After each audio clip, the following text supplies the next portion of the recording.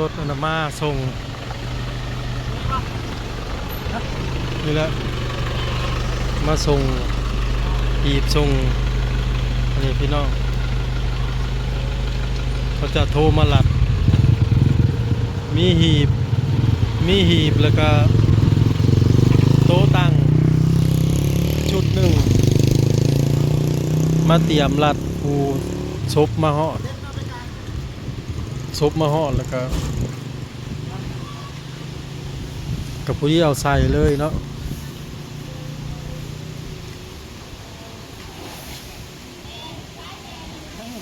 เขาเจ้าเขามาเจ้าว่าฮอดรักษาการรักษามาหรือเปล่าจักจะฮอดน้องเคียนหรือเปล่าจัก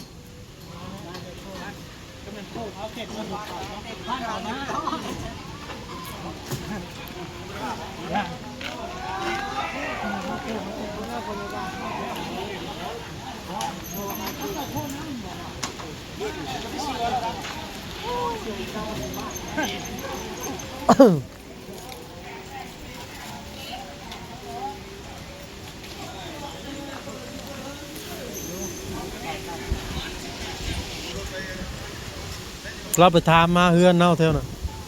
ให้เขาบอกเป็นยืนดาวเงี้ยเริ่มเลยเพราะเราไปถามดาวเงี้ยเป็นยังไงนะ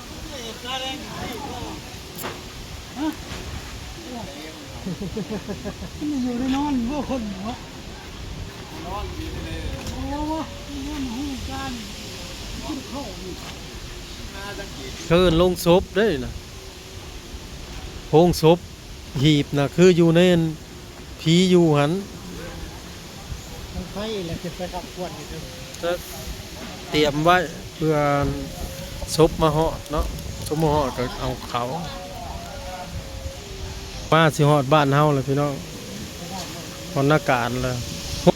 นำศพมากำลังฮอดบ้านนาการเด้อพี่น้องเลยน้องแต้ไปเลยคุมโนนสว่าง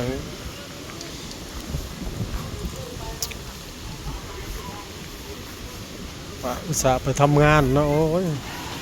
กลับมาแต่ล่างว่าซั่นซะ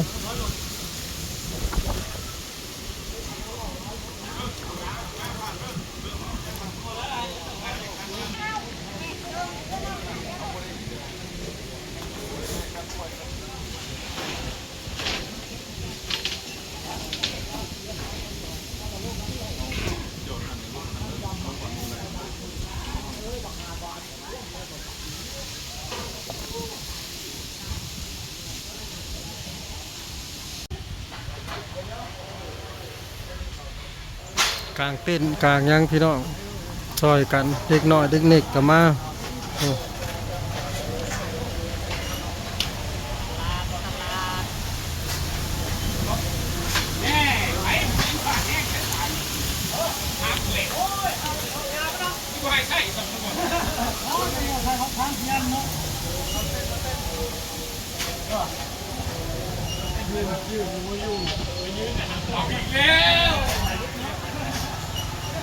หุ่งนะว่าแตกง่าว่าเป็นหมากมืดว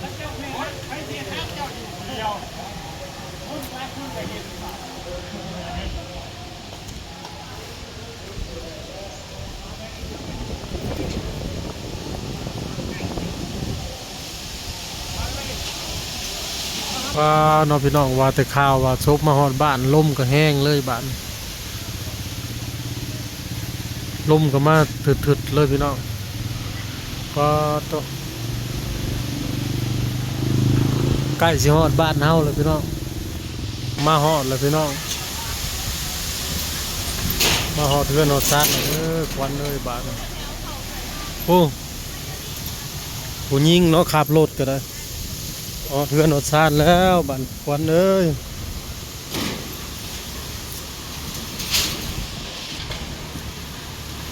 จะผู้หญิงเลยอันนี้มูลนิธิผมเขาใส่หีบกินหีบยังเนาะ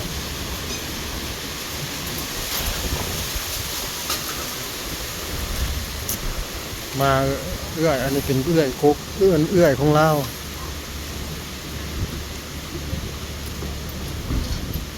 ฮอดเพื่อนฮอดชานแล้วบ้าน แต่มาฮอดกะ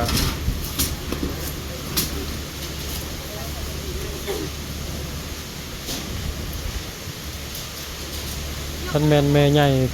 เราออกมาเราสิช็อกเด้อพี่น้องเลยบ่ให้เราออกมาให้เราอยู่ในเฮือนพุ่นแหละ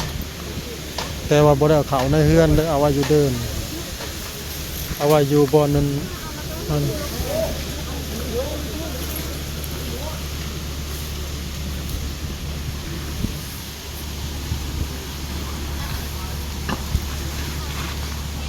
เจ้าที่เขาพี่น้อง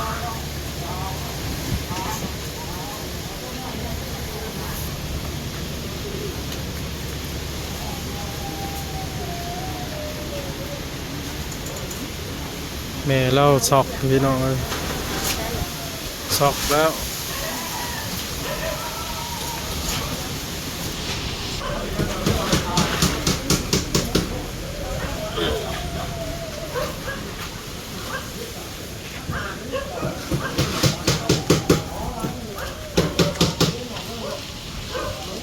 มาหอดเพื่อนหอดซ่าน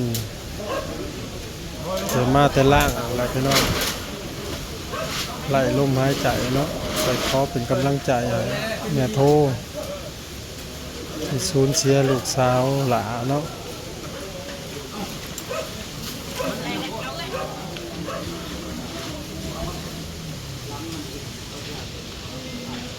ใครก็บ่อยากทำมันเกิดแต่มันหาเกิดขึ้นเนาะสู้เสียงเราหายนะพี่น้องลูกเราเนาะ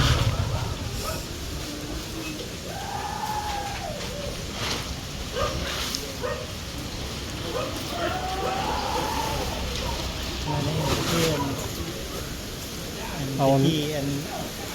นี้เมียนกุลนะที่คิดว่าเราจะไปจะคงเราเป็นแบบนั้นเนาะเป็นอะไรไปมันเลยเอามาเร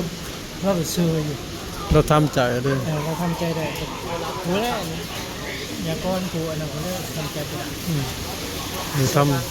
ำอันนี้แม่ซอกเลยพี่น้องกับโบตีได้โบตีเล่าแต่ซุ่มเฮาผู้เป็นคนนอกก็ยังน้ำตาไหลน้ำเล่าเนาะแม่นแต่ว่ามันเหตุการณ์แบบนี้มันกระโบ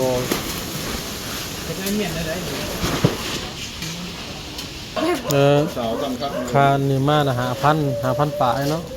คนนับชงค่าด้านก็2,000 บาทนั่นคือมีโอเคมันเกิดผลที่นั่นช่วยเลยนั่นคือมีจะนอนนะขอบใจเลย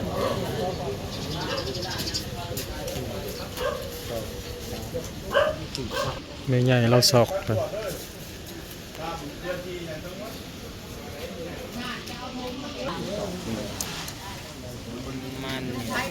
ใส่ยีบเย็นมาก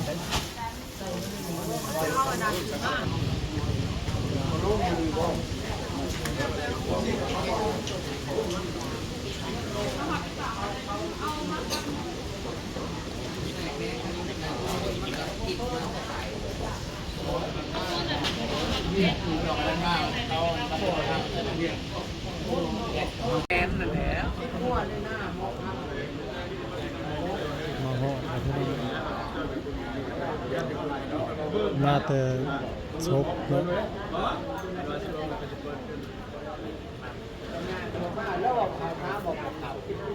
ล่างไหลวิญญาณมาถึงเรือนถึงชานเลยแม่ใหญ่เอาเราออกมาบอก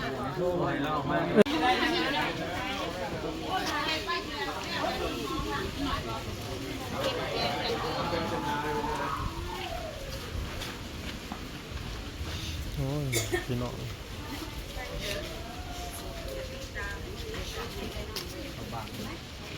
บ่เห็นเราบ่กล้าเบิ่งนะครับ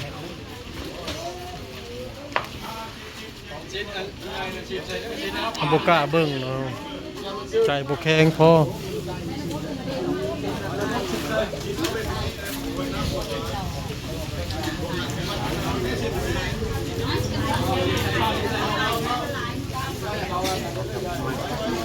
ใส่ยากนะมันเบ่งแบบ บ่กล้าเบิ่งจ่ายบ่แพงก่อนรู้โตนไม่ใหญ่เห็นบ่เพราะฉะนั้นสิเอาให้เราออกมา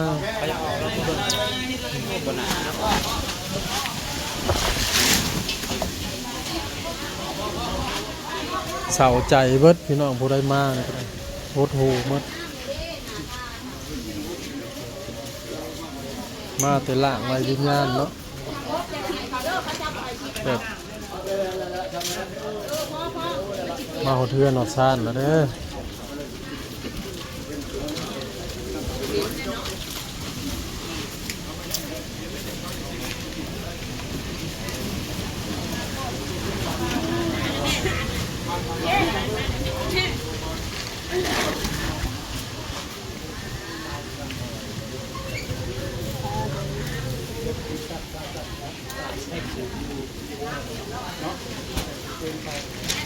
โอ้ยเขาจะแห้งแป้งฮะใช้ผัวแล้วเนาะเขาได้ผัวแล้วเนาะ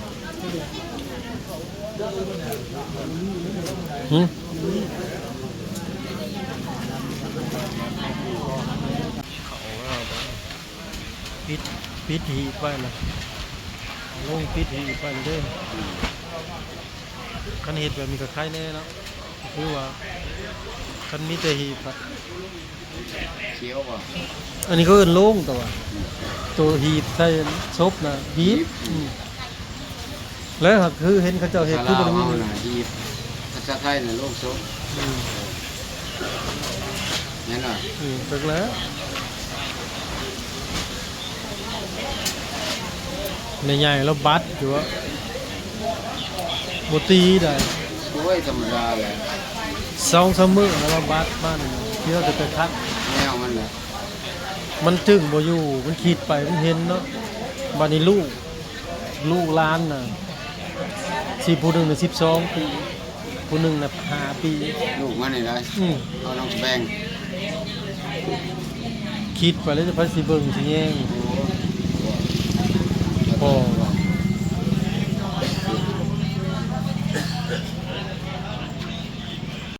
นี่นะพี่น้องบ่แม่นคนบ่แม่นเป็นขี้ร้ายได้นี่ คือว่าก็จะทำ ลูกเรา นั่งนี่เลย นี่กูอย่างนี้เลย เราก็กินมากินไปอยู่ใต้เทียนไปใต้อยู่พุทธ ใหญ่มาไต่ทูบไต่เทียนให้นะ นั่งทับตรงนี้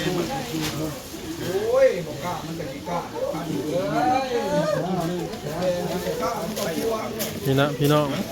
นี่นี่ทูบเรา มันคือเรื่องใช่เห็นบ่นี่แหละ34 ปีบ่แม่น50 ปีคือข่าวลงนะ ข่าวคนเวิร์นอยู่เนาะ 30 กว่าปีบ่ตีเราเด้อแม่ใหญ่ก็ได้เพราะว่าลูกหมู่ไปบัดได้เงินได้ค้ำมันลูกเราไปบัดกลับมาตั้งแต่ล่างก็บ่ตีแล้วแหละ ไม่มีจังงานหรอก ซอยกำลังใจ 3 โมง ให้ผู้อยู่